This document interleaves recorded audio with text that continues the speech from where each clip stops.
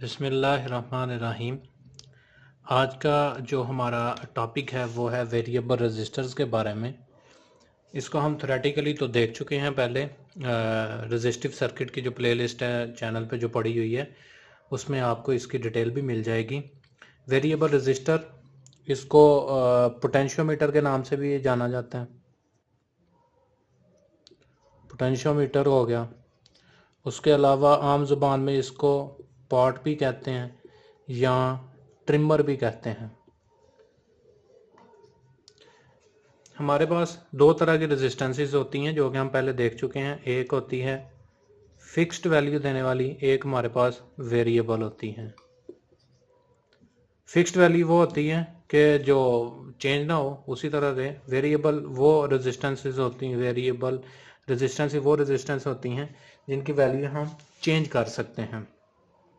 जिस तरह से ये मेरे पास एक रजिस्टर है, ये वाला रजिस्टर, ये फिक्स्ड वैल्यू का है, मैं इसकी किसी भी तरीके से वैल्यू चेंज नहीं कर सकता।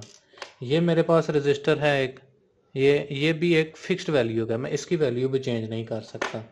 लेकिन मेरे पास ये एक रजिस्टर है जो कि अक्सर ही उसके अंदर स्पीकर के जो वॉल्यूम होते हैं उसके ऊपर आप देखेंगे तो उसमें लगा होता है। ये मैं यहाँ से इसको रोटेट कर सकता हूँ। तो ये जो रजिस्टर है इसकी मैं रेजिस्टेंस चेंज कर सकता हूँ। तो ये मेरे पास जो रजिस्टर है इसको मैं कहता हूँ ये वेरिएबल रजिस्टर है, ये पोटेंशियोमीटर है, ये ट्रिमर है। ठीक हो गया जी। तो इनकी वैल्यू चेंज भी होती है, इसको खुद भी चेंज किया जा सकता है। उसको ऊपर नॉब जो आपने देखी वो लगी होती है, उससे हम इसको चेंज कर सकते हैं। उसके अलावा ये जो नॉब है ये सिंगल टर्न भी हो सकती हैं, सिंगल टर्न वेरिएबल रजिस्टर भी हो सकता है। उसके बाद मल्टी टर्न भी हो सकता है। अभी सिंगल टर्न रजिस्टर क्या है, ये जो मैंने अभी आपको दिखाया ये सिंगल टर्न वेरिएबल रजिस्टर है। सिंगल टर्न का मतलब ये हुआ कि अगर मैंने इसको इस पोजीशन में रखा हुआ है तो अगर इसके ऊपर ज़ीरो रेजिस्टेंस लेस सपोज आ रही है दो टर्मिनल्स के दरमियान, तो मैं इसको अगर मैंने एक टर्न दिया तो इसकी zero to maximum resistance change हो गई एक टर्न के अंदर, तो वो हमारे पास हो गया जी सिंगल टर्न रेजिस्टेंस। इसी तरह से अगर मेरे पास ऐसी रेजिस्टेंस हो जिसको यहाँ से मुझे एक रोटेशन की बजाय ज़्यादा टर्न्स देने पड़े 20, 22, 23, फिर वो अपनी ज़ीरो वैल्यू से मैक्सिमम तक जाए। इसको कुछ इस तरह से मैं आपको समझा देता हूँ कि लेट्स सपोज इसको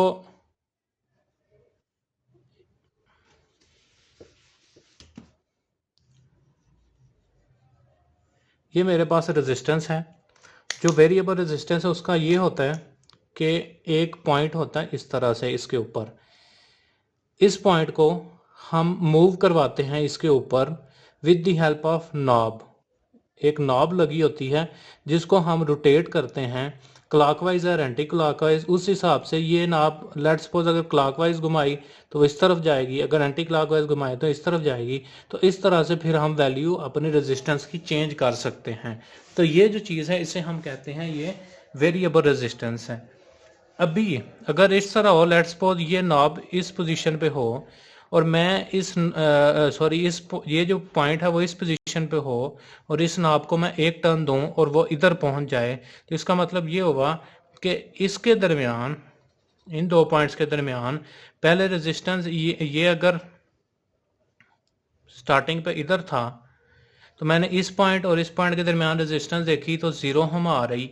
मैंने इसको एक टर्न दिया और एक टर्न से वो इधर पहुंच गया और मेरे पास जो इसकी maximum R resistance let's suppose मैं कहता हूं कि 5 किलो ओहम है, इसकी जो मैक्सिमम रेजिस्टेंस मैं कहता हूँ 5 किलो ओहम है।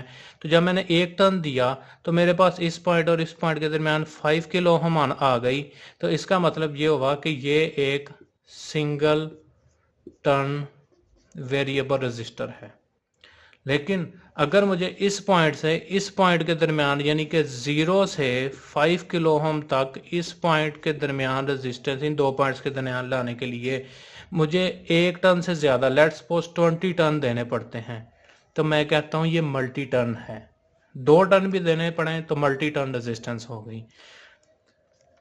सो सिंगल टर्न रेजिस्टेंस इस तरह से हो गई कि 1 टर्न के अंदर 0 टू मैक्सिमम रेजिस्टेंस हमें दे इस जो वाइपर मूव कर रहा है उसके और किसी एक टर्मिनल के दरमियान, और मल्टी टर्न ये होगी कि हमें ज़्यादा टर्न देने पड़े फिर वो हमें मैक्सिमम रेजिस्टेंस दें।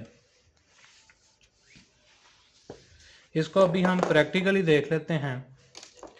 ये मेरे पास एक रेजिस्टेंस है जिसके साथ मैंने ये वायर्स लगाई हुई हैं। अभी मैंने इसको ये देखना है कि ये मेरे पास इसके 3 टर्मिनल्स हैं, लेकिन मुझे ये नहीं पता कि किन 2 टर्मिनल्स के दरमियान मैक्सिमम है और कौन सा हमारा वाइपर वाला टर्मिनल है। कहने का मतलब ये है कि मैंने ये आइडेंटिफाई करना है ये टर्न कौन सा है, ये कौन सा है और ये कौन सा है। लेकिन इसके ऊपर जो बना हुआ है वो कुछ इस तरह से मैं बना देता हूँ। एक साइड पे एक ये है हमारे पास, दूसरा टर्मिनल ये है और ये हमारे पास तीसरा टर्मिनल है। ठीक हो गया। और इसके ऊपर यहाँ पे ये उसकी नॉब बनी हुई है।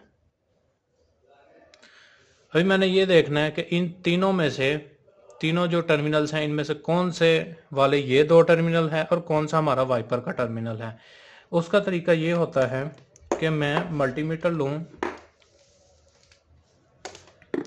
मल्टीमीटर को मैं रखूँ रेजिस्टेंस पे, अभी मैं 20 किलो पे रखा है, और मैं पहले एक टर्मिनल पे इसको लगाऊं। ये मैंने एक टर्मिनल पे लगाया इसको, और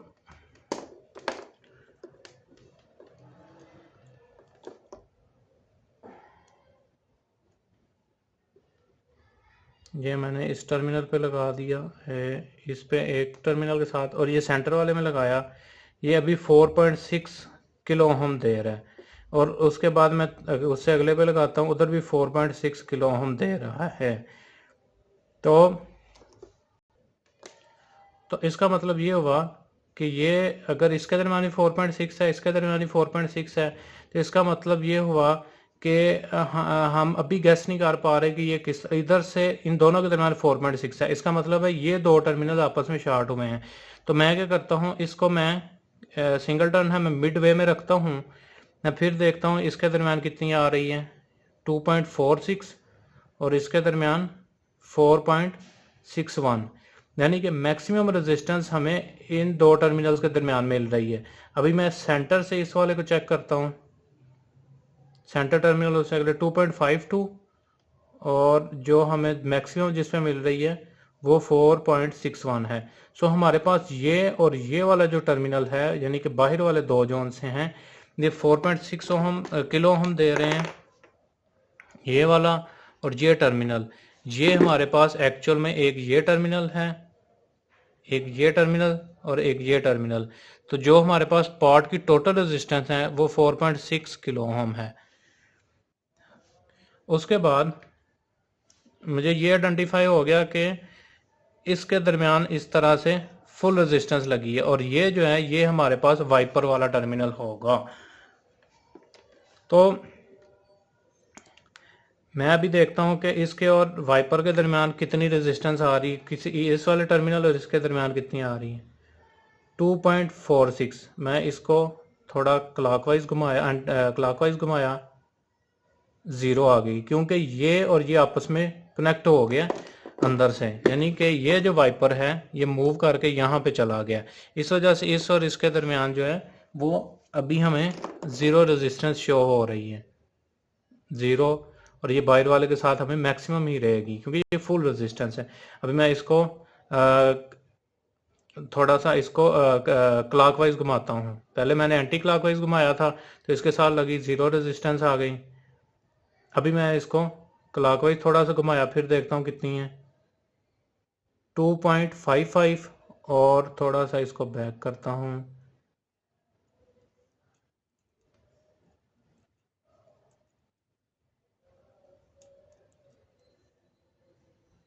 2.11, और सेंटर से मैं अगले टर्मिनल के साथ देखूं तो कितनी आएगी, 2.86, 2.11 और 2.86 को मैं ऐड करूं तो वो 4.6 किलो ओम के इक्वल ही तकरीबन आ रहा है।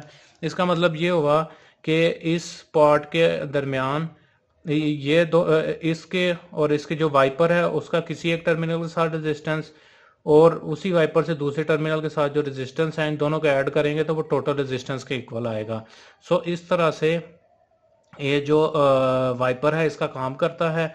आप इसको रोटेट करने से कोई से भी दो टर्मिनल आप यूज़ कर लेते हैं जिससे आप इसकी रेजिस्टेंस चेंज कर सकते हैं, इसीलिए हम इसको वेरिएबल रजिस्टर भी कहते हैं। इसको जो सर्किट्स में अक्सर यूज़ करते हैं उसके दो तरीके होते हैं कि आप ये जो वाइपर का टर्मिनल है इसको इस किसी एक के साथ शॉर्ट कर दें, तो आप फिर इस तरह से जब इसको रोटेट करेंगे तो आप लेट्स सपोज कि आपका कोई सर्किट बना हुआ है, ये बैटरी है और ये हमारे पास ये पार्ट लगा हुआ है, ये वाइपर है, ये पार्ट है, ये वेरिएबल रजिस्टर है और इसके आगे लेट्स सपोज मैं एलईडी लगा देता हूँ कि रेजिस्टेंस कम ज़्यादा करने से उसकी ब्राइटनेस कंट्रोल होगी। तो इसको लगाने का एक तरीका तो ये है कि मैं इस तरह से कर दूं, तो इस तरह जब मैं इसको रोटेट करूंगा तो मैं 0 से लेकर 4.6 किलो ओम तक इसके अंदर रेजिस्टेंस ऐड कर सकता हूं। जब मैं इसको रोटेट करूंगा इस तरफ लेके आऊंगा तो 4.6 यानी कि ये मैंने रोटेट की और ये यहाँ पे कनेक्ट हो गई, तो ये फुल रेजिस्टेंस इसमें ऐड हो जाएगी, लाइट डिम हो जाएगी एलईडी की। अगर मैं इसको रोटेट करवा के इस तरफ लेके आऊंगा तो रेजिस्टेंस 0 ऐड होगी तो इसकी ब्राइटनेस बढ़ जाएगी। सो इस तरह से हम इसको, एक तरीका तो ये हम इस तरह से यूज़ कर लें कि कोई से दो टर्मिनल शॉर्ट करके हम सर्किट में सीरीज में लगा रहे हैं। दूसरा तरीका ये होता है कि हम अपने जो वोल्टेजेस हैं वो इस पे अप्लाई कर दें, यानी कि ये हमारे पास है